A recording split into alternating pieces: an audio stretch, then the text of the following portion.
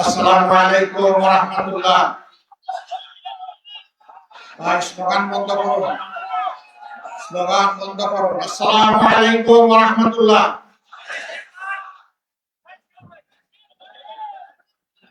প্রিয় যশোরবাসী ভাই ও বোনেরা, আপনারা কেমন আছেন? আলহামদুলিল্লাহি রাব্বিল আলামিন, ওয়াসসালাতু ওয়াসসালামু আলা রাসূলিল কারীম ওয়া আলা আলিহি ওয়া সাহবিহি ওয়া আহলি বাইতি আজমাইন। ঐতিহ্যবাহী জেলা, কার্যত বাংলাদেশের সর্বপ্রাচীন জেলা যশোরের কেন্দ্রস্থলে আসন্ন নির্বাচনে 11 দলের পক্ষে 6টি আসনে যাদেরকে প্রার্থী করা হয়েছে তাদের সমর্থনে এবং গণভোটের সমর্থনে আয়োজিত জনসভার সম্মানিত সভাপতি, মঞ্চে বসা বাংলাদেশ জামাত ইসলামী সহ 11 দলের কেন্দ্রীয় এবং স্থানীয় নেতৃবৃন্দ, যশোরবাসী ভাই ও বোনেরা, সাংবাদিক বন্ধুগণ, আল্লাহ তাআলার শুকরিয়া আদায় করছি 1 বছরের মধ্যে এটি দ্বিতীয়বার এবং একই মাঠে দ্বিতীয়বার আমাদের আগমন। আজকে আমার বক্তব্যের আগেই এই সভার যিনি সম্মানিত সভাপতি, বাংলাদেশ জামাত ইসলামী যশোর জেলা শাখার সম্মানিত আমির, তিনি প্রিয় যশোরবাসীর পক্ষে কিছু ন্যায্য দাবি উত্থাপন করেছেন। এর মধ্যে একটা দাবি হচ্ছে সিটি কর্পোরেশন। আপনারা চান নাই, আমার বিবেক থেকে গতবার যখন এসেছিলাম তখনই বলে গিয়েছি, ইনশাআল্লাহ আল্লাহ যদি আমাদেরকে দেশ সেবার সুযোগ দেন, যশোরকে আমরা শহরকে সিটি কর্পোরেশনে উন্নীত করব।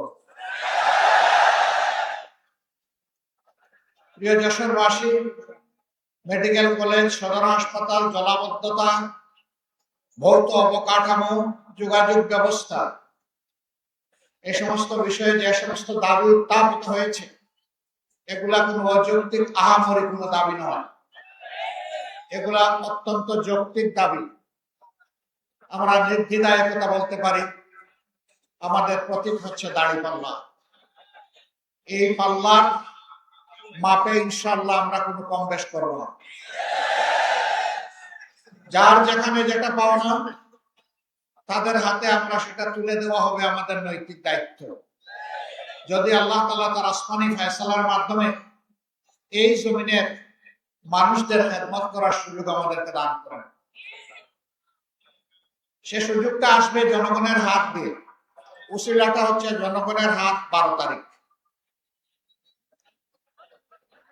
আপনারা ইতিমধ্যে লক্ষ্য করেছেন, দুটি ভোট সামনে রেখে 12 তারিখ আমাদের খুব কাছাকাছি চলে আসছে। একটি ভোট হচ্ছে গণভোট। অতীতের বস্তা বসা রাজনীতি এবং রাজনৈতিক বন্দোবস্তকে পরিবর্তন করে নতুন রাজনীতির সূচনা করা, এবং সেই রাজনীতি হবে জনগণের রাজনীতি। এই রাজনীতি কোনো পরিবার বা কোনো দলের রাজনীতি হবে না, একেবারেই খাঁটিভাবে হবে জনগণের রাজনীতি। এই জন্য আমরা যেখানেই গিয়েছি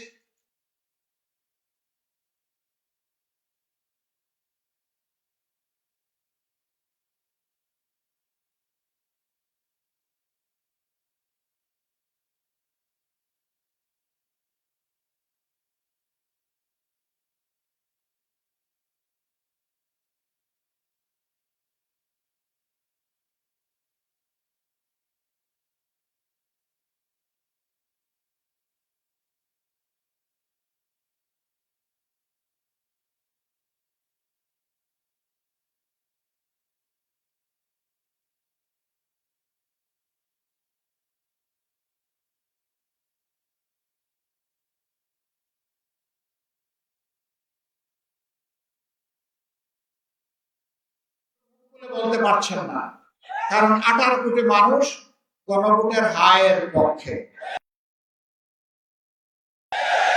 18 কোটি মানুষ এখন পরিবর্তন দেখতে চায়, পুরোনো ব্যবস্থায় আর ফিরে যেতে চায় না। গণভোটে হা মানেই হচ্ছে আজাদি, গণভোটে না তার মানে হচ্ছে গোলামি। গোলামি না আজাদি, গোলামি না আজাদি। ইনশাআল্লাহ 12 তারিখ প্রথম ভোটটা পড়বে হা চিহ্নে ইনশাআল্লাহ। হা ভোট যদি বিজয়ী হয় বাংলাদেশ জিতে যাবে, হা ভোট যদি পরাজিত হয় বাংলাদেশ হেরে যাবে। আমরা বাংলাদেশকে ইনশাআল্লাহ হারতে দিব না। জনগণের ভালোবাসা সমর্থন নিয়ে হা ভোট বিজয়ী হবে, বাংলাদেশ বিজয়ী হবে ইনশাআল্লাহ। দ্বিতীয় ভোটটি হচ্ছে সরকার গঠনের জন্য সমর্থন জানানো। হা ভোট বিজয়ী যদি না হয় কোন সরকার গঠন করে কোনো লাভ হবে না জনগণ। আগে ভিত্তি হচ্ছে হা ভোট, এরপরে কাকে দেব পরিষ্কার। আমাদের মধ্যে অবশ্যই নিজেদের কর্মের কর্মসূচির প্রতিযোগিতা হবে, এটাই তো স্বাভাবিক। নিজেদের যুক্তি আদর্শ নিয়ে জনগণের কাছে যাব, এটাই স্বাভাবিক। কিন্তু আমরা মাঝে মাঝে একেবারে পরস্পর বিরোধী কিছু জিনিস দেখি। একদিকে আমাদের একটি বন্ধু সংগঠন, তারা বলছেন জনগণকে ফ্যামিলি কার্ড দিবেন এবং সেইটা দিবেন মহিলাদের হাতে। আবার আরেকদিকে এই মহিলারা যখন কোন একটা দলের পক্ষে, আদর্শের পক্ষে, নতুন বাংলাদেশের পক্ষে, হা ভোটের পক্ষে ভোট চাওয়ার জন্য বের হচ্ছেন, একদিকে ফ্যামিলি কার্ড আর একদিকে মা বোনদের গায়ে হাত। দুইটা তো একসাথে চলে না। এ দিয়ে কি বার্তা দেওয়া হচ্ছে জাতিকে? বার্তা দেওয়া হচ্ছে আগামীতে এমন কোন দল যদি ক্ষমতায় আসে যারা এখনই গায়ে হাত দেয়, তাদের কাছে বাংলাদেশের একজন মা বোন নিরাপদ হবেন না।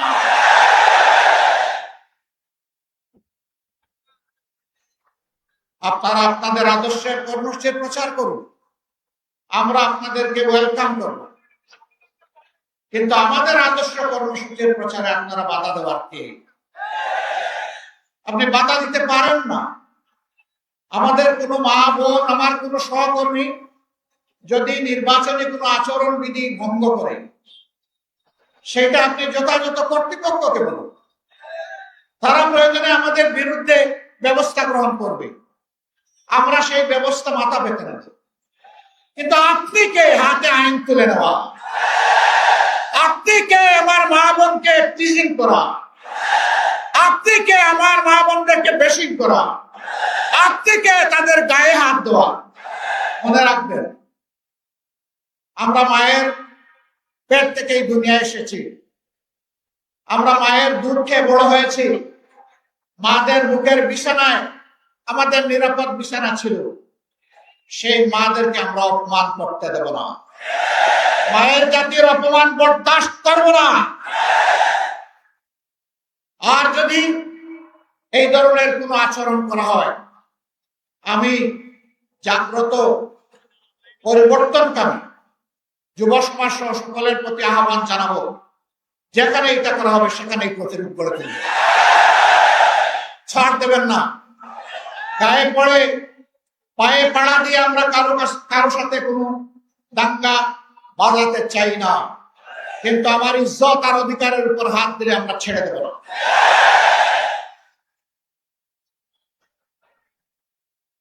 প্রিয় দেশবাসী, যশোরে ওই কাণ্ড ঘটেছে, আমি এসে শুনতে পেরেছি। আমি যশোর প্রশাসন এবং নির্বাচন কমিশনকে অনুরোধ করব, আপনাদের নৈতিক দায়িত্ব আপনারা পালন করুন। এরকম আচরণ আমরাও করলে আমাদের ব্যাপারে ব্যবস্থা গ্রহণ করুন।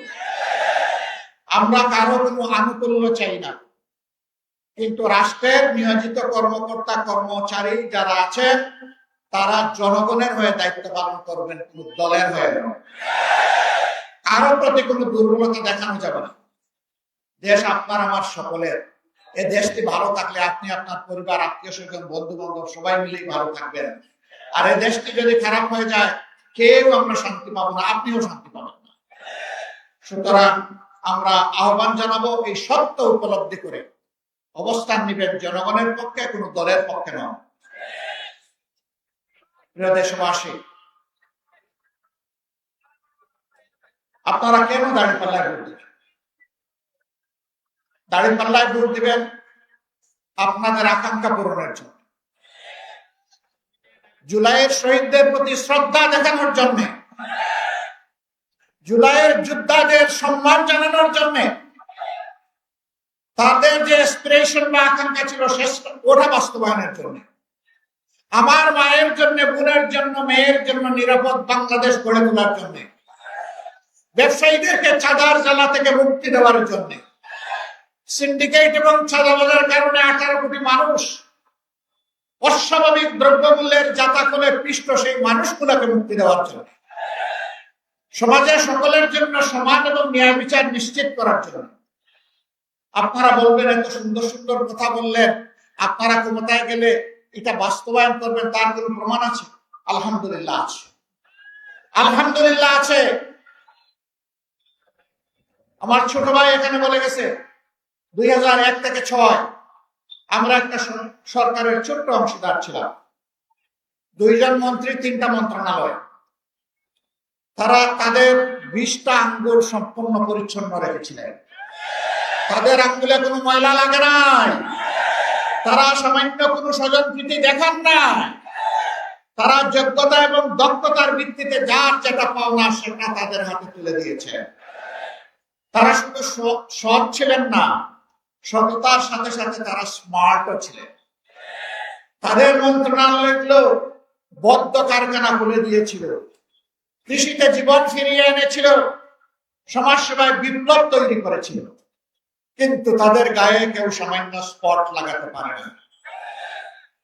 সেই 2 জন যে মানুষগুলো তৈরি করে গিয়েছে, সেই মানুষগুলো আজকে আপনাদের সামনে।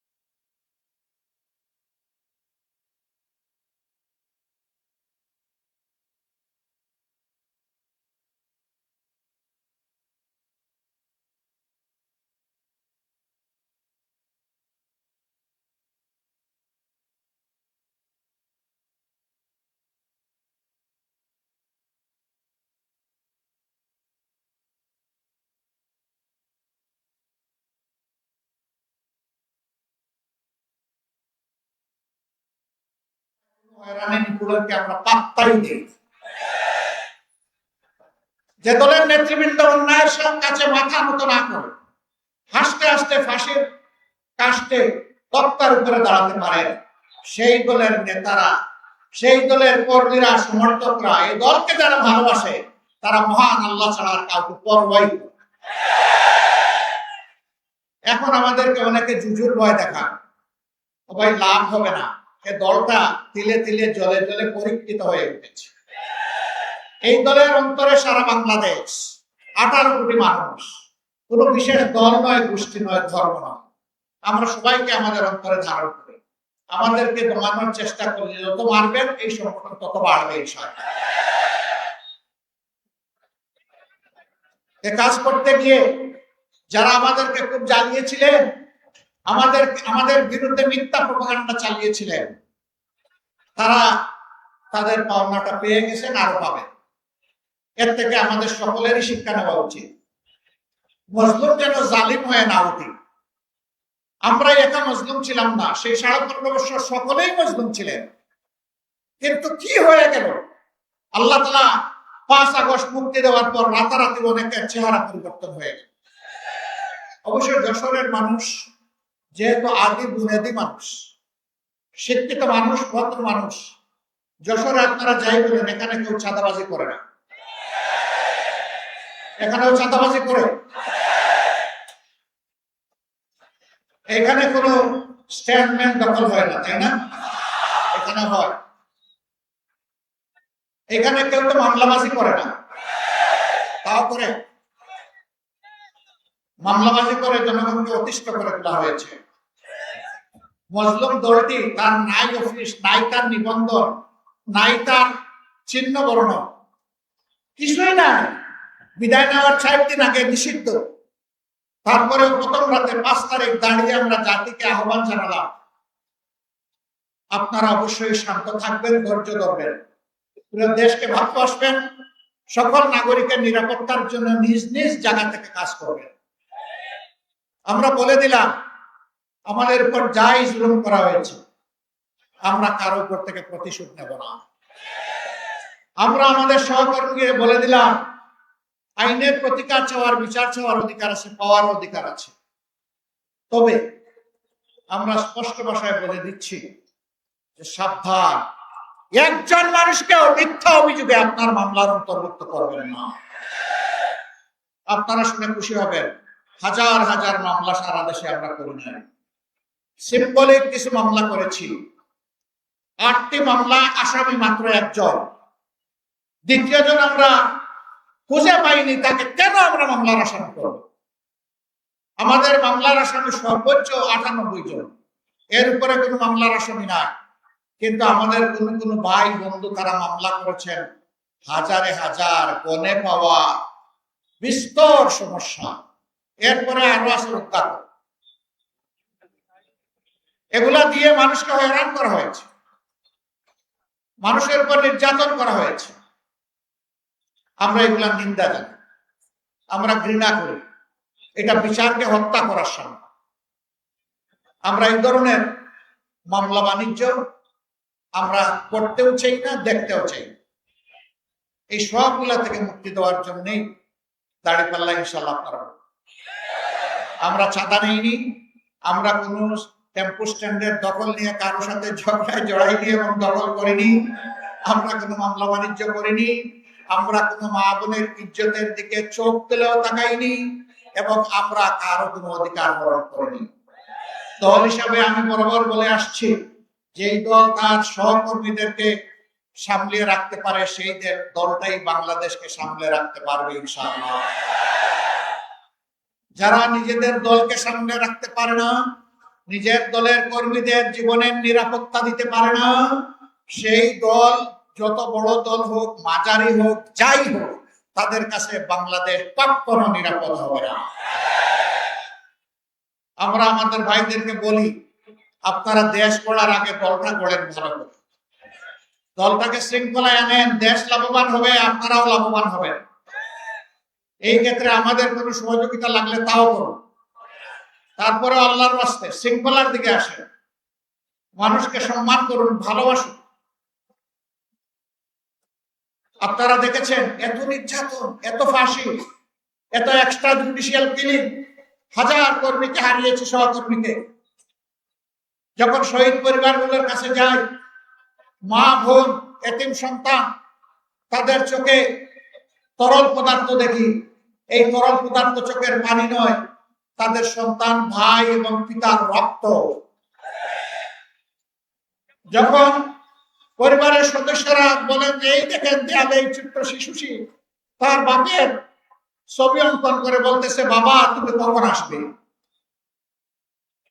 তখন ওদেরকে সান্ত্বনা দেওয়ার কোনো ভাষা আমরা পাই না। আমরা আপনাদেরকে কথা দিচ্ছি, বাংলাদেশকে কেউ যদি সেদিকে নিতে চায়, সকল শক্তি দিয়ে আল্লাহর পর ভরসা করে আমরা রুখে দেব। ওই কালো অধ্যায় বাংলাদেশে ফিরে আসতে দেওয়া হবে না। আমাদের যুবকরা জেগে উঠেছে, তারা ইতিমধ্যে তাদের বার্তা জাতিকে দিয়ে দিয়েছে। যুবকরা স্পষ্ট বলেছে, আমরা সত্যের পক্ষে, ন্যায়ের পক্ষে, আমরা নতুন বাংলাদেশের পক্ষে, আমরা বিভক্তি নয় ঐক্যের পক্ষে। এটা 5টা বিশ্ববিদ্যালয়ের সচেতন ছাত্রছাত্রীরা জাতিকে এটা জানিয়ে দিয়েছে। আর যত বিশ্ববিদ্যালয়ে নির্বাচন হতো ঠেকে দেওয়া হয়েছে। কেউ কেউ গণতন্ত্রের নাকি উদ্ধারকারী, কিন্তু তারাই আবার কোন জায়গায় গণতান্ত্রিক চর্চা হতে দেন না। কি আশ্চর্য ব্যাপার! এক অঙ্গে কত রূপ! ওরে বাবা, একটা রূপ ধারণ করে, তাহলে মানুষ আস্থা রাখতে পারে। এটাই তো স্বভাব। আমরা চাই আমরা যা বলবো সেটা যেন আমরা করতে পারি। সম্মানিত ভাইয়েরা, আজকে মাদেরকে জিজ্ঞেস করা হয় যে আপনারা কারে ভোট দিবেন? তারা একদম স্বতঃস্ফূর্ত ভাবে বলে আমরা দাঁড়িপাল্লায় ভোট দিব, বা আমাদের যে আরো সঙ্গী 10 দল আছে তাদের মাঠে।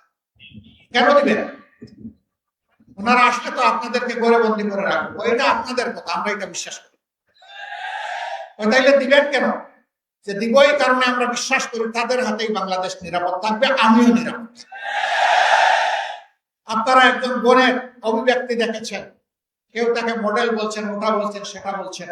আমরা প্রত্যেকটি মাকে মা হিসাবেই দেখি। তাকে জিজ্ঞেস করেছেন সাংবাদিক বন্ধু, আপনি কাকে চান? তিনি বলছেন আমি জামাতকে চাই। ওই জামাত আসলে তো আপনি ড্রেস করতে পারবেন না। বলে যে পরবো না। বলে তখন তো অন্য ড্রেস করা লাগবে। পরবো। এরপরে জিজ্ঞেস করছে যে জামাতকে কেন চান? বলে আমি চাই জামাত আসলে দেশটা ঠিক হবে, এই জন্য জামাতকে চাই। এরপরে বলতেছে জামাতের কোন দিকটা ভালো লাগে? সারা জামাতকেই ভালো লাগে। This is reality. জামাত এই জায়গায় আপনাদের ভালোবাসায়, দোয়ায়, সমর্থনে, আল্লাহ তাআলার মেহেরবানিতে এই জায়গায় এসেছে দীর্ঘ পরীক্ষা দিয়ে। প্রিয় দেশবাসী, আমরা একা দেশ চালাবো এটা আমরা চিন্তা করি না, আমরা জাতিকে ঐক্যবদ্ধ করে চলতে চাই। এই জন্য আমরা দেখেছেন যে 11টি দল আমরা হাতে হাত মিলিয়েছি।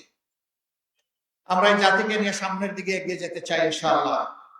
যুবক যুবতী ভাই বোনেরা, আমরা আল্লাহর মেহেরবানিতে তোমাদের হাতে বেকার ভাতা তুলে দেব না। তোমাদের হাতে বেকার ভাতা তুলে দিয়ে এই জাতির যুবক যুবতীরা বেকার বিশ্বের দরবারে এই লজ্জাজনক পরিচয় আমরা দিতে চাই না। বরঞ্চ তোমরা আমাদের কলিজার টুকরা, বুকের ধন। আমরা তোমাদেরকে দক্ষ জনবল হিসেবে গড়ে তোলার জন্য যা দরকার তাই করো। এরপরে তোমাদের হাতে হাতে সম্মানের কাজটি আমরা তুলে দেব। তখন তোমরা হবে গর্বিত নাগরিক, বুক ফুলিয়ে বলবে আমিও বাংলাদেশের উন্নয়নে অবদান রেখে চলেছি, আমি বাংলাদেশের একজন দক্ষ লোক। আমরা সেই দক্ষতা এবং প্রাপ্যতার ভিত্তিতে কাজ হাতে তুলে দিতে চাই। আমরা চাই না আমাদের পটেনশিয়াল একজন যুবক কিংবা যুবতী তারা দেশ গড়ার কাজ থেকে বঞ্চিত হোক। আমরা সবাইকে সম্পৃক্ত করতে চাই। বেকার ভাতা দেওয়া মানে বেকারত্বকে উৎসাহিত করা, এই কাজ আমরা করব। আমরা বেকারত্ব দূর করতে চাই, ভাতার বদলে আমরা কাজ হাতে তুলে দিতে চাই। যুবকরা কি মন খারাপ করেছেন? একে হাত তুলে বলেন তো, আপনারা কি বেকার ভাতা নিতে চান? আপনারা আপনাদের দক্ষ হাত কাজের জন্য পেরেশান হয়ে খোলা রাখবেন, সে হাত আমরা ভরে দেব ইনশাআল্লাহ। মাদেরকে আমরা কথা দিচ্ছি ইনশাআল্লাহ আপনাদের ভালোবাসায়, সমর্থনে, দোয়ায়, দুঃখে আমরা যদি আল্লাহ তাআলার মেহেরবানিতে দেশ গড়ার সুযোগ পাই, আপনার ঘরে, চলাচলে, কর্মস্থলে, সব জায়গায় আপনাকে সম্মানিত করা হবে, মর্যাদা দেওয়া হবে এবং শতভাগ নিরাপত্তা ইনশাআল্লাহ নিশ্চিত করা হবে। বড় শহরগুলোতে মেয়েদের চলাচলের জন্য আলাদা যোগাযোগ ব্যবস্থা গড়ে তোলা হবে। জায়গায় জায়গায় পুরুষের জন্য অনেক ব্যবস্থা আছে, মহিলাদের জন্য কোনো ওয়াশরুমের ব্যবস্থা নাই, নামাজের ব্যবস্থা। ইনশাআল্লাহ সেই উদ্যোগগুলো আমরা নেব।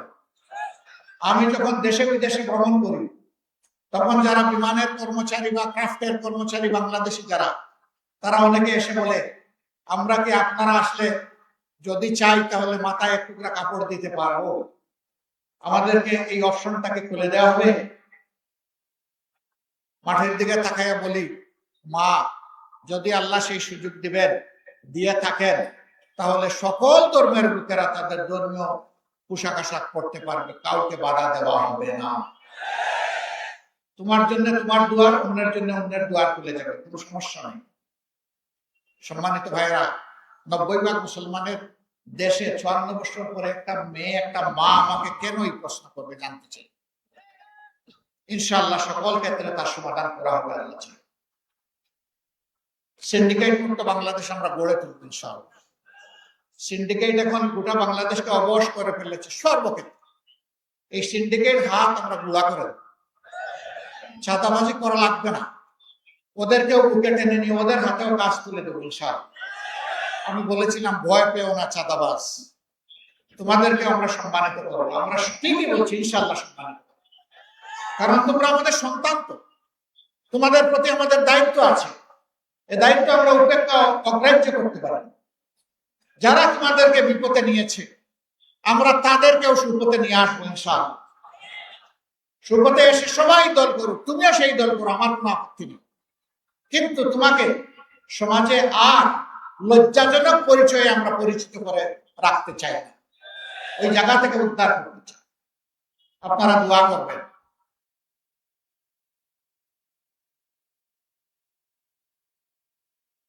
কোন দুর্বৃত্ত যে কোনো জায়গা থেকে যে কোনো পোশাক যদি আপনার ভোটের অধিকার কেড়ে নিতে চায়, আপনারা কি তাদের বিরুদ্ধে রুখে দাঁড়াতে পারবেন?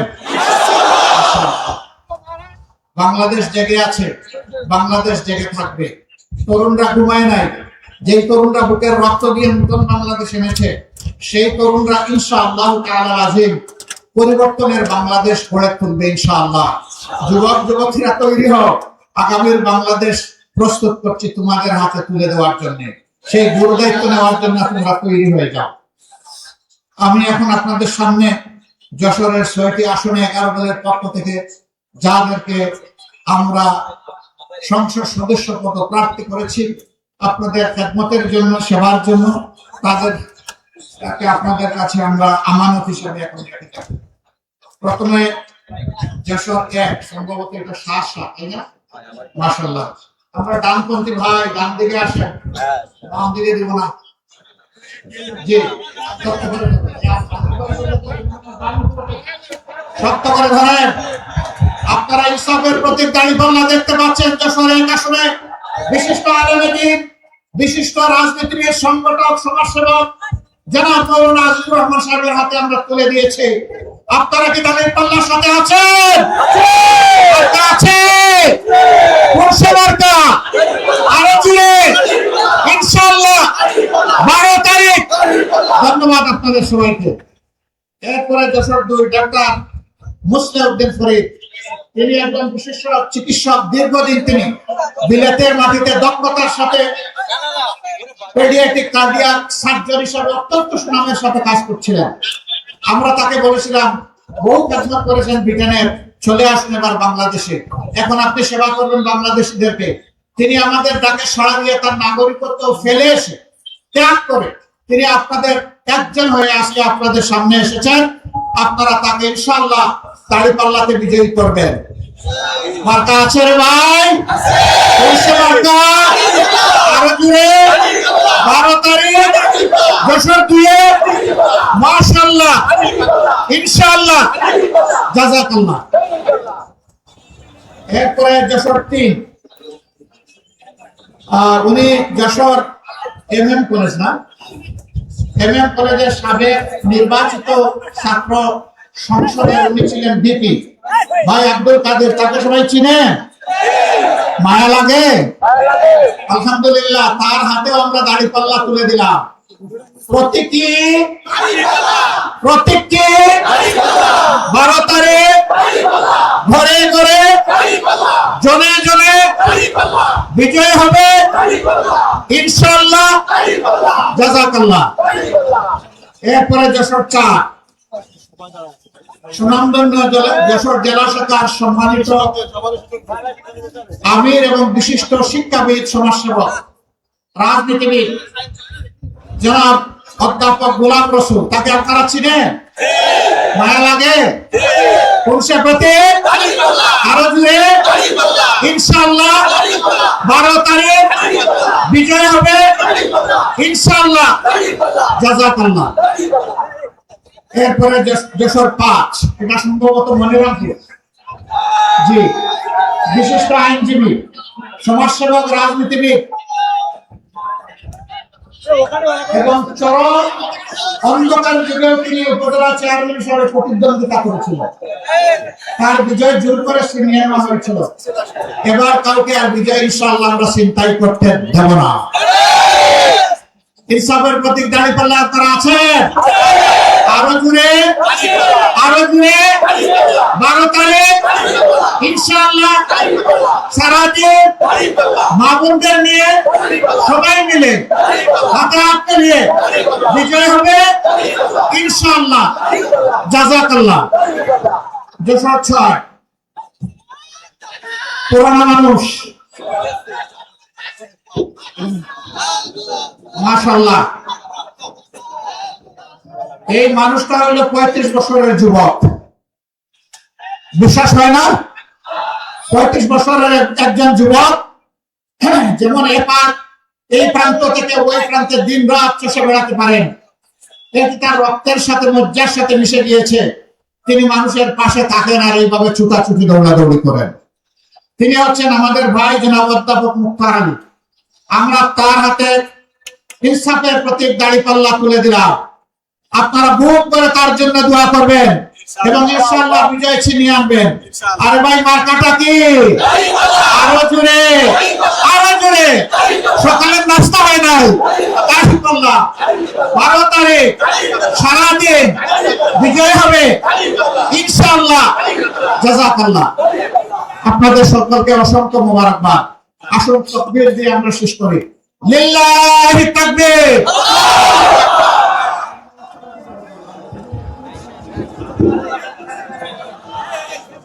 বসেন, আমার তাকবীর শেষ হয়নি।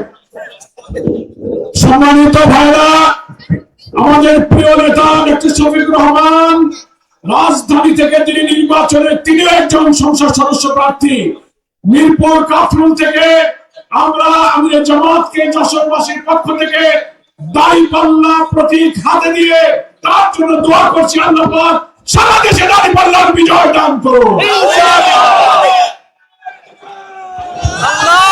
জাযাকুমুল্লাহু খায়রান, বারাকাল্লাহু ফি হায়াতিকুম। আসেন আমরা স্লোগানে ফিরে যাই। লিল্লাহি তাকবীর, লিল্লাহি তাকবীর, ইনকিলাব, ইনকিলাব, ইনকিলাব জিন্দাবাদ। আসসালামু আলাইকুম ওয়া রাহমাতুল্লাহ।